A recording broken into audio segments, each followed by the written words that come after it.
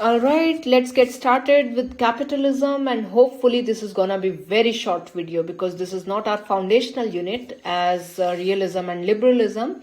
Even there I tried to make it very short, but still I happen to record it for 30 minutes. So let's hope that this capitalism will not be as long as liberalism and realism. Now, number one thing that capitalism, when I would be saying this one, if you have watched the video of liberalism and neoliberalism, okay, till the end, if you have watched the video, then you will feel that what is the difference between neoliberalism and capitalism. So here I'm gonna come up with the difference between these two theories, right? So let's get started, and first let's read the definition of capitalism, which is mentioned over here.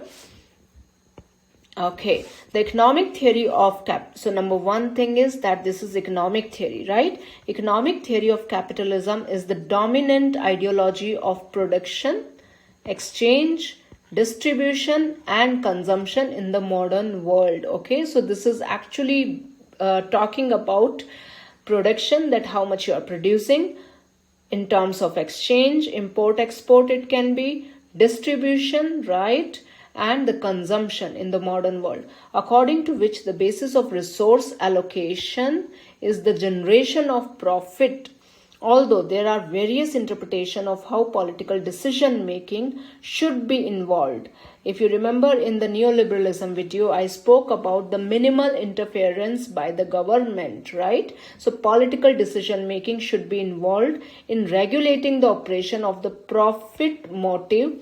All models of capitalism agree that the generation of profit is necessary for economic growth and maintenance of the global system and generally conducive to development. Now see, this definition was given long back, and this was projected that for capitalism, state should not intervene, and in case if you want the maximum growth, then state should not definitely interfere. But you have a case study of 2008, then you have multiple case studies where world has been shaken up by just government not intervening in the market system, right? And then there was the call out that government should intervene in the market system to procure the whole functioning of the world, right? Now, neoliberalism is a strand of, neoliberalism is a strand of capitalism that advocates minimum political interference in the market mechanism. So this is the definition of capitalism. Before I jump on the difference between capitalism and neoliberalism, let me first talk a few basic principles of capitalism. It talks about capitalism. It talks about save the market by letting it free. Only then it will function correctly, okay? So first thing is power for the people. It talks about power for the people. They believe that people should run, or in other words, govern the society instead of state or government. Therefore, in capitalism, people have the power to change anything and adjust society to its best, right?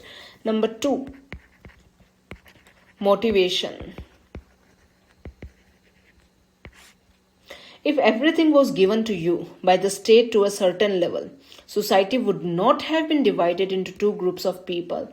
One would be completely satisfied with their condition and the other would be dissatisfied, but their hands are closed. In both ways, that we can call socialism outputs in demotivation for the society to work and improve and develop, which is not a positive thing for any community. So people are motivated to work on their own so that they can maximize their profit, right? Third one, freedom before equality. They do not focus much on equality, they focus much on freedom. So this is greater than equality. Everyone is made equal and everyone have the same chance to grow and develop in a society. Everyone has the same chance to get rich or poor, successful or unsuccessful. Capitalism gives you freedom to try and to live for your values and dreams and not the common interest which does not exist. So this is what the capitalism talk about. So these are the three basic features. So power for the people, motivation, they should be motivated enough to run for their own businesses or for the profit maximization, and the third one is freedom before equality. So these are the few basic things. Now we jump on the difference between neoliberalism and capitalism, right? Neoliberalism is a political philosophy.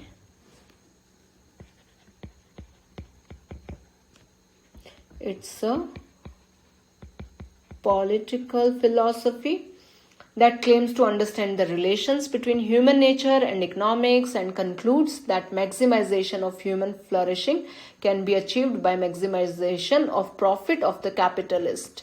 It denotes a set of economic policies that support economic liberalization, open market, deregulation, abolition of license and all forms of state control in trade and commerce, and rapid globalization of capitalist economy. Clear? Neoliberalism advocates its philosophy irrespective of whether it harms the interest of the workers and breaks the safety net for the poor. It defends reduction of expenditure on account of social benefits like healthcare, education, public utility services, which have an adverse bearing on the interest of the public. So they do not believe in the welfare system of the government. Neoliberalism wants to replace the concept of public good and social security with individual responsibility. They focus more on individual responsibility. Going by this approach, individuals have to help themselves under all circumstances without looking up to the state for assistance. Many believe that neoliberalism is being used by the capitalist to recapture its powerful position that it had lost after the Russian Revolution and rise of social democracy in Europe. So capitalism is using neoliberalist government to run its own system.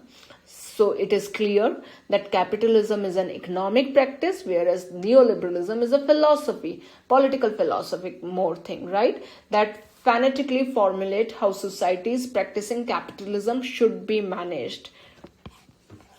Clear? Neoliberalism and capitalism. Okay. See you in the next class.